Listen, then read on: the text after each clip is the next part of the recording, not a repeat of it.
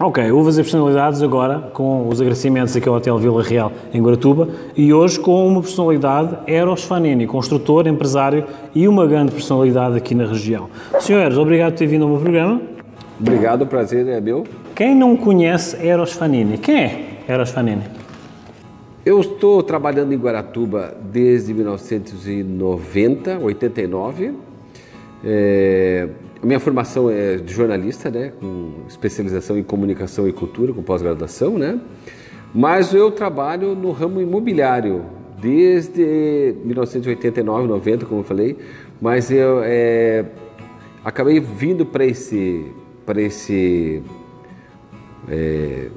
ramo, né, o ramo imobiliário, por tradição, pela história familiar mesmo, que foi mais forte, né? Eu sempre gostei muito da comunicação em si, né? Mas antes de eu fazer isso, eu já estava trabalhando junto com o meu pai, que é construtor da cidade aqui desde 1974. A gente é de Curitiba, né? O pai é de Paranaguá, nascido na colônia Maria Luísa, ali dos italianos, da Alexandra Matinhos, mas registrado em Paranaguá, mas viveu sempre em Curitiba, eu também, né? Mas desde 74 ele constrói aqui, então eu tenho minha infância subindo prédio com ele. A gente ia, né? Estamos aqui em Guaratuba desde 76, 77, 80, depois da década de 90. Depois de 90 eu já morei alguns anos aqui e agora voltei a morar aqui de novo, fazem 14 anos em Guaratuba, né? Eu trabalho no ramo imobiliário mesmo, né? O que acontece? Ele é construtor desde sempre, é que eu conheço, desde 1974, e faz uns 8 anos, por uma necessidade do trabalho, eu montei uma empresa que é uma imobiliária, né? Então ele tem a construtora, que é um CNPJ, e a imobiliária é outro CNPJ, né? Que era para vender os imóveis dos clientes que compravam, depois queriam vender, compravam na construção como investimento, né? Então chama uma house, né? Uma empresa que surgiu dentro de outra, né? Então a gente trabalha vendendo imóveis que a gente constrói e imóvel também de outras pessoas, né, de terceiros, como a gente chama, né? Transição da comunicação, jornalismo, para a construção. Vejo aí uma veiazinha de querer passar a credibilidade do histórico familiar na construção? Costumo dizer que a tradição, o comércio familiar falou mais alto, né? Mas é claro que a gente tem que adaptar, porque como eu trabalho na parte comercial em si, eu não construo, né? Quem constrói é meu irmão, meu pai, a financeira é a esposa do meu pai. Então eu na construção, é claro que eu acompanho, eu sei o que está acontecendo, mas eu não acompanho a construção, né? Então eu sempre fiz a parte comercial, desde meus 18, 19 anos, né? Quando eu entrei na faculdade, eu sempre trabalhei junto com o pai na verdade a venda é sempre uma comunicação, né? Você tem que saber se comunicar bem para você poder ser um bom vendedor, um bom comunicador. Isso, você tem que dominar a comunicação, né? Claro que depois a gente trouxe isso para a comunicação empresarial, para tentar fazer como aquela revista que a gente falou que hoje em dia a gente edita. Então algumas coisas a gente acaba usando, né? E virou um hobby, né? Eu publiquei um livro anos atrás, fiz programa de rádio, né? Uma coisa que eu gosto muito, né? Com a comunicação, principalmente na área da cultural e artística, né? Guaratuba, eu notei, assim, a última vez vim a Guaratuba foi há uns pouco tempo, mas visitava Guaratuba somente nos finais de semana. Eu tenho notado uma dita explosão demográfica. Há um crescimento anómalo, podemos dizer, de Guaratuba. Deve-se isso a quê? Estamos a falar vê-se uma migração de uma nova população com uma determinada idade que quer qualidade de vida, paz e um ambiente calmo. Como é que a parte da construção sente esse reflexo? Olha, você falou exatamente o que a gente sente aqui no mercado, né? Vamos dizer assim, já existia um movimento de 8, 9 anos atrás, já 10 anos atrás, de pessoas que estavam vindo aquele sonho de morar na praia, porque Curitiba é muito próximo, então é 120 quilômetros, né? Então isso já estava acontecendo, gente que a gente estava começando a vender imóvel para gente, não, eu quero já ir me aposentando, eu fico 3 dias em Curitiba, 4 em Guaratuba, eu desço na quinta, subo na terça, e esse movimento já estava acontecendo, só que com a pandemia ele acelerou muito. Então o que a gente vê é desembargador, promotor público, gente que pode trabalhar online, então cada vez mais essa busca por essa qualidade de vida está fazendo essa mudança na população da cidade. Gente que veio para aproveitar a cidade, não como era até antigamente, que veio para buscar um trabalho na praia, às vezes via gente do interior para buscar um trabalho, não. O que está vindo agora é gente que já está estabilizado, e só simplesmente quer buscar. Se você caminhar na praia, com uma coisa que eu faço geralmente de manhã bem cedo, 7, 8 horas estou caminhando na praia aqui, quando dá, né, quando a gente pode, a quantidade de gente que a gente vê, gente que é cliente nosso, ou gente que está aumentando consideravelmente, sabe? Então a gente é um público que é uma transição que está acontecendo na cidade, né? Então a gente tem que estar atento a isso. A cidade está mudando, ela está mudando mesmo, para busca de qualidade de vida. Vamos falar a verdade também, a dificuldade de acesso. Eu fui de uma geração, para Santa Catarina, foi de uma geração, nos colégios que estavam em Curitiba, não, eu era um patinho feio que vinha para Guaratuba, e todos iam para Santa Catarina, e hoje em dia todos eles não conseguem passar por Itajaí, então é 6 horas, 8 horas, 10 horas para sair de Curitiba para chegar em Balneário Camboriú, Florianópolis. Então essas pessoas que estavam indo para lá, elas notaram que ficou muito difícil isso, né? Então estão vindo para Guaratuba, porque aqui é uma cidade, ela não é um balneário, ela tem banco, ela tem comércio, ela tem supermercado, cada vez mais estrutura para acolher essas pessoas, né? Que querem simplesmente ter uma vida melhor, né? A qualidade de vida em Guaratuba é excelente, né? Uma das coisas que contei é que há um esforço por parte dos empresários em querer manter esse serviço, mas a velocidade a que está a crescer será a mesma a que os serviços vão expandir? Como é que você sente esse ritmo? Olha, assim, até uma coisa que a gente estava conversando assim, antes as pessoas estão notando que está crescendo, e isso não tem a dúvida, né? Com a possibilidade dessa ponte que depois de tão sonhada está com todo jeito que realmente vai sair, isso vai dar uma acelerada no crescimento da cidade, eu não tenho a dúvida, né? Agora, o paranaense, o curitibano, o paranaense tem um perfil um pouco mais conservador, ele é um pouco mais, eu costumo dizer que a gente é um pouco tímido, seja para divulgar as belezas que tem aqui, seja para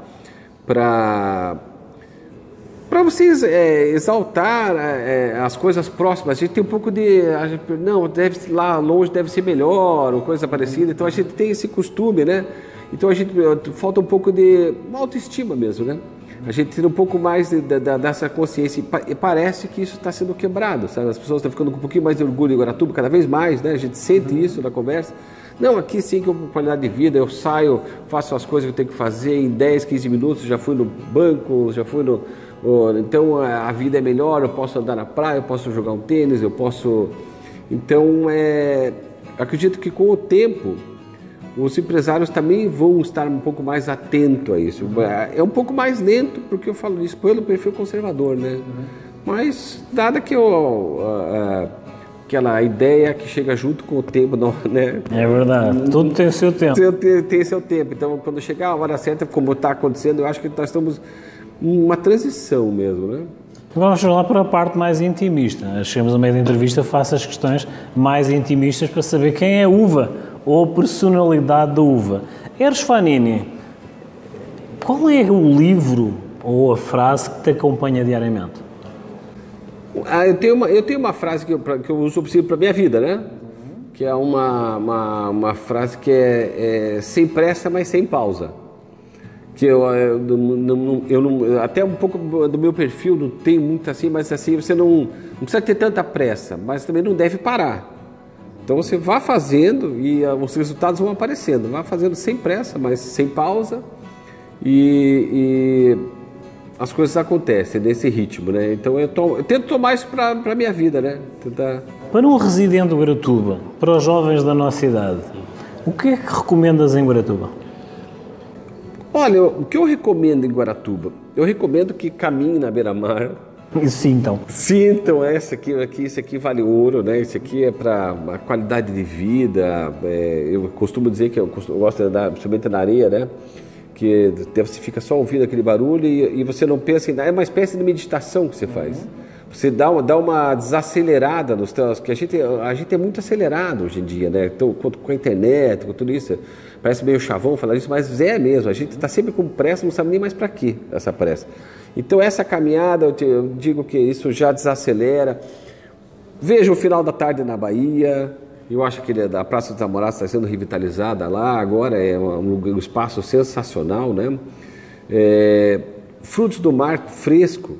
Aqui na própria Avenida Atlântica, aqui lá no final, tem a barraca ali, se você chegar 11 horas ali, tá chegando linguado, tá chegando camarão, tá chegando robalo. Hoje mesmo fui lá comprar linguado, comprar camarão, tem robalo, quer dizer, frutos do mar da melhor qualidade. Então, aqui a gente tem uma qualidade de vida, a gente tem tempo, a gente tem, inclusive para as pessoas que vêm de uma cidade maior, que vêm morar para cá, eu costumo dizer assim, ocupe o tempo, senão você vai ficar entediado. Vá ler mais, vá assistir mais um filme, vá fazer... porque o teu tempo vai sobrar. Eu lembro que quando eu voltei a morar aqui, eu tinha que ir no Detran, eu tinha que ir no cartório e tinha que ir no registro de imóveis. Eu falei, eu vou, acho que uns 2 de manhã e o terceiro eu vou de tarde. Eu saí 9 horas para fazer tudo isso, 9h30 já estava no escritório, tinha ido nos 3 lugares. Então sobra muito tempo. Se você deixar esse tempo de não fazer nada, daí você não vai achar um tédio mesmo. Então você vai ter que colocar algumas coisas na tua vida. Vai fazer mais exercício, vai estudar um instrumento musical, vai fazer alguma coisa. Eu acho que é esse que é para você ter uma boa vida aqui, né, em Guaratuba. Né? Vou puxar a deixa do instrumento musical. É um dos fundadores da ideia do Oyster Jazz. Guaratuba. Da Guaratuba. Fala-me um pouco então, muito resumidamente, como é que se chegaste à ideia de puxar essa luz de jazz e ostras em Guaratuba? Então, Guaratuba é o segundo maior produtor de ostra de cultivo do Brasil, né? Primeiro é Florianópolis, segundo é aqui. E eu sempre ficava incomodado com isso, porque a ostra aqui é sensacional no Cabaraquara.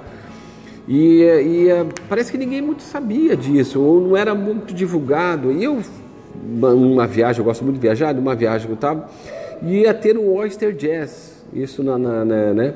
E eu achei aquilo sensacional. Lembro que eu voltei de viagem, abri um arquivo no Word, no computador, fiz um dia. E o ano chegou, que foi 2016. Fala sem pausa, né? Aquilo que a gente conversou. Sem pausa. Você vai a hora certa, você sente que é a hora certa. Então eu fiz o primeiro Ostra Jazz em 3 lugares. Os 3 lugares lotaram, né? Então foi sensacional. Em 17 eu fiz mais um. E em 18 eu fiz a terceira edição, né? A gente fez aqui na Praia Central. Então nós estamos preparando para novembro desse ano fazer o 4º Ostra Jazz, daí na praia e na Praça dos Namorados. Oyster Jazz Guaratuba. Guaratuba vai entrar no mapa do jazz. Do Ostra Jazz. Pegando carona aí. Curitiba, o jazz é uma paixão pessoal minha, né?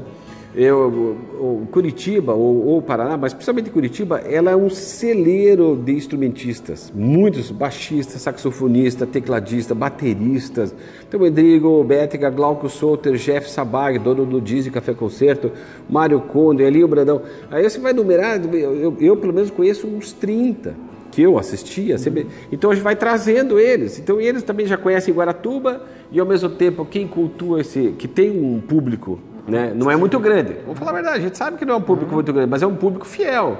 Ele vai, atravessa, eu sei por mim, vai para onde está rolando o jazz, onde tem uma gig, que a gente fala, onde tem uma jam session, lá você vai. Então esse pessoal todo veio para cá, então conhece Guaratuba, por isso que eu quero fazer agora lá na Bahia, mostrar para eles a Bahia no final da tarde, principalmente fazer lá no final da tarde, né? Porque é sensacional, Então essa união da música com a gastronomia nossa local, e você apresenta a cidade, né, de pano de fundo, né? É um estrago, como eu costumo dizer. E agora, para finalizar, uma pergunta mais intimista. Eros Fanini, pai, empresário, visionário, construtor e adulto. Um comum mortal, quando conhece Eros Fanini, o que é que ele lê nos teus olhos?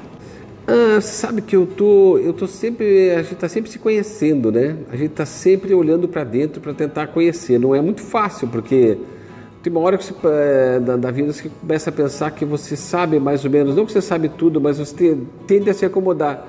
Daí eu comecei a fazer cada vez mais, isso com a ajuda do psicólogo também, né? A olhar mais para dentro de mim, né? É uma coisa que eu também sempre pratiquei muito yoga, há 20 anos atrás já comecei a fazer. Então é aquela coisa de você, tem muita coisa que está dentro de você, né? E para você está sempre tentando resolver coisas, ou sei lá, conflito com você mesmo, ou com algo, com alguém, né? Então eu estou sempre buscando melhorar eu. E o que é que reflete para o comum mortal que te conhece pela primeira vez? Eu tento trazer uma mensagem de esperança para todo mundo, né? De uma mensagem positiva. Se eu fosse tentar resumir, um otimista. Então sempre eu vejo assim, mas talvez como eu já ouvi muitas vezes, mas Guaratuba não tem quase nada ou coisa parecida que às vezes a gente ouve falar. Para mim soa como um estímulo. Não o contrário, não me desanima. Então se tem muita coisa para fazer, é melhor ainda. Quanta coisa a gente pode fazer? Quanta coisa a gente pode fazer? Então eu sou, se fosse para definir, um otimista. Um otimista.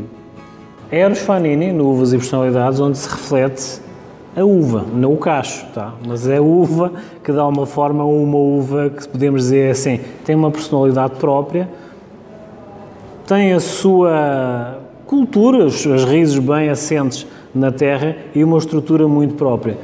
Eu posso dizer que possivelmente ele gosta de Chardonnay.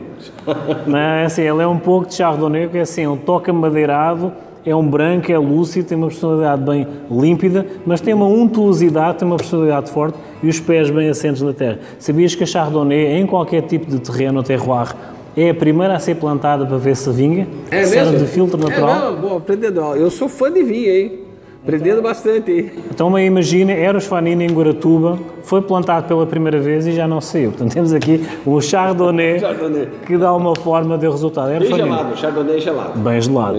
Obrigado por teres vindo ao meu programa. Obrigado a você, João, pelo convite, foi um prazer. Sempre à disposição, como puder fazer algo para ajudar alguém como você também, que quer trazer mensagens boas, ouvir pessoas que têm algo a dizer, né? Então, quando eu ouvi teu convite, eu prontamente resolvi atender. O Brasil também é isto. Agradecemos uma vez a Eros Fanini, a construtora nativa, ao Hotel Vila Real por nos ceder o espaço e então ficamos por aqui e até uma próxima oportunidade. Então fazemos uma breve pausa e voltamos já já.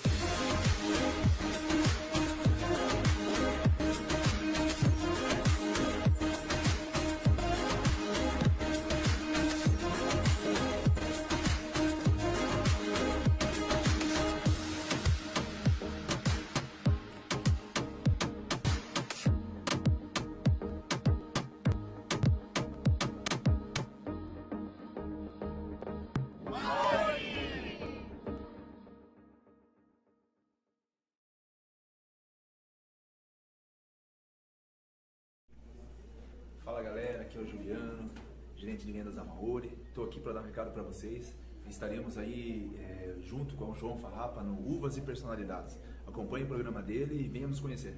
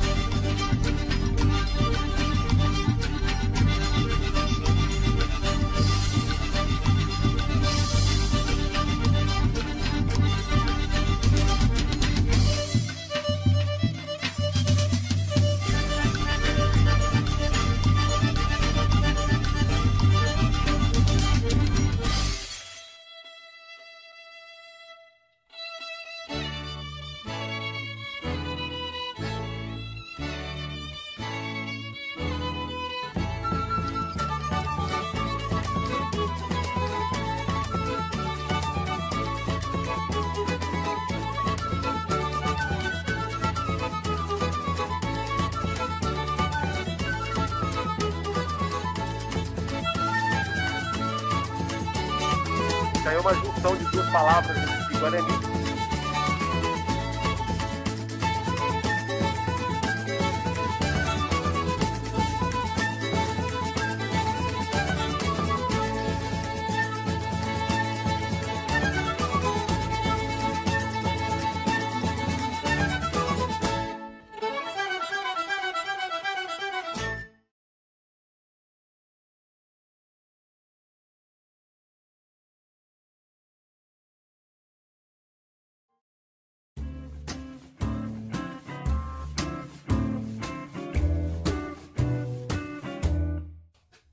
Tenho uma situação de uma vinícola, tá? Que é a vinícola Bettiato, tá? Família Bettiato, como eu já comentei, presumo, no episódio anterior, com um exemplar de Moscatel e também de Chardonnay.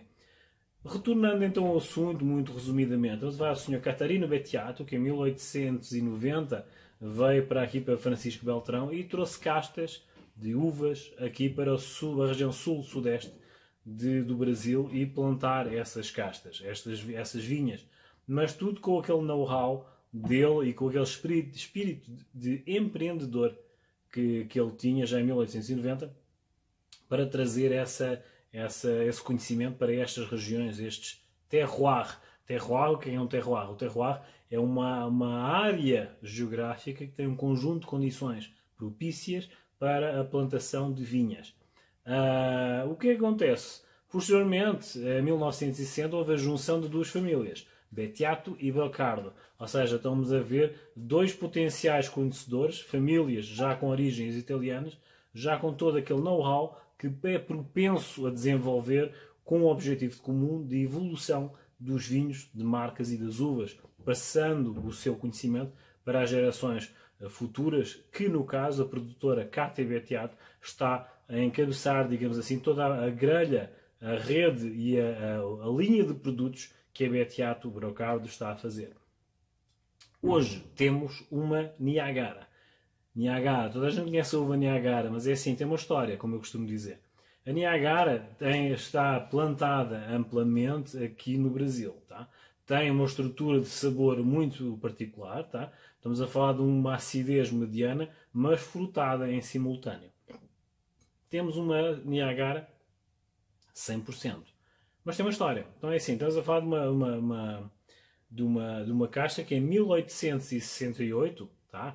No norte dos Estados Unidos, convenhamos, norte dos Estados Unidos, se desenvolveu a partir da junção de duas caixas, a Concord e a Cassidy. Então estamos a falar de uma clone, digamos assim, que foi feita uma junção dessas duas caixas e surgiu a Niagara.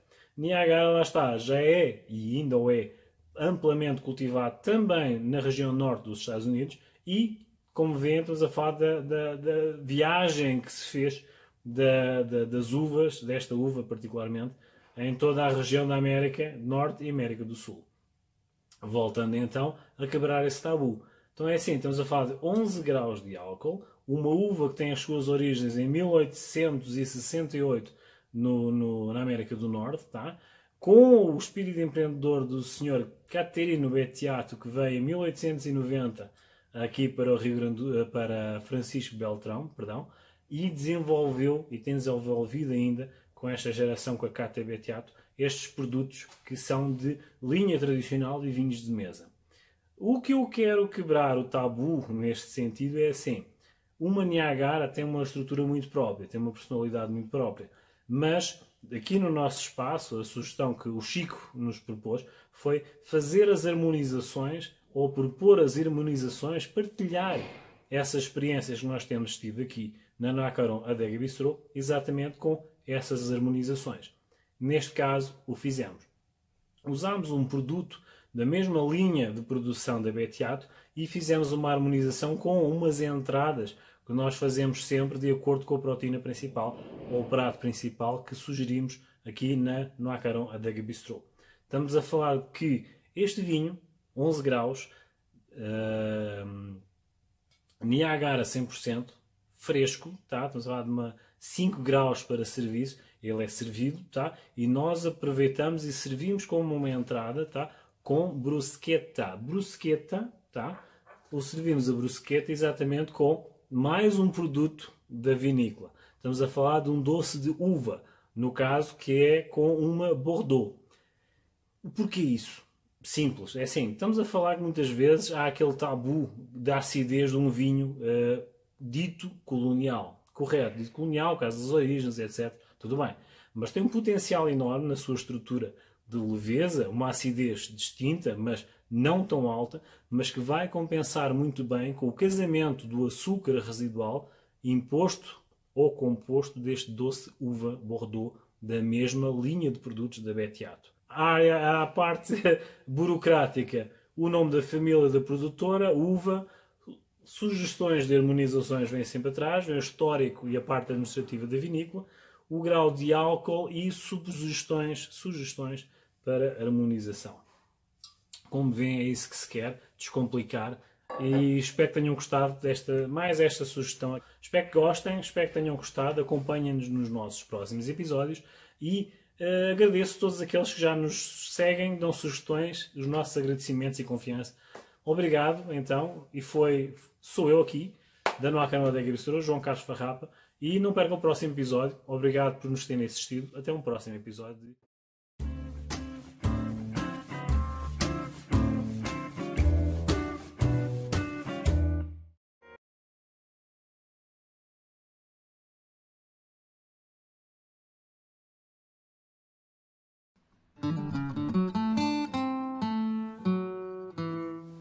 Ok, agora mais uma história. Estamos a falar do Japão. O Japão e a região de Yamanashi.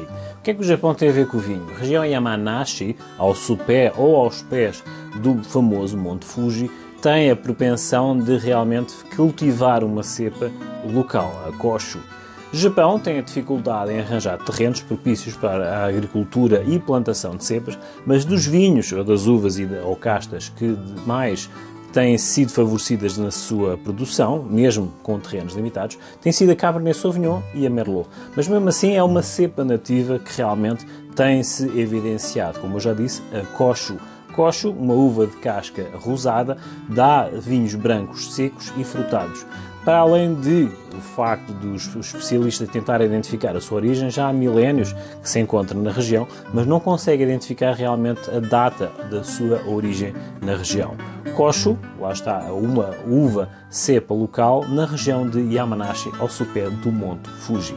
Estas e outras histórias no meu YouTube, João Carlos Farrapa, de Uvas a Personalidades, acompanhem-me e vejam estas e outras histórias também que, de alguma forma, no Oriente Médio surjam estas novidades e são sempre atuais. Ainda existe a uva. Procurem e vão ver que vão ter uma surpresa. Até um próximo episódio.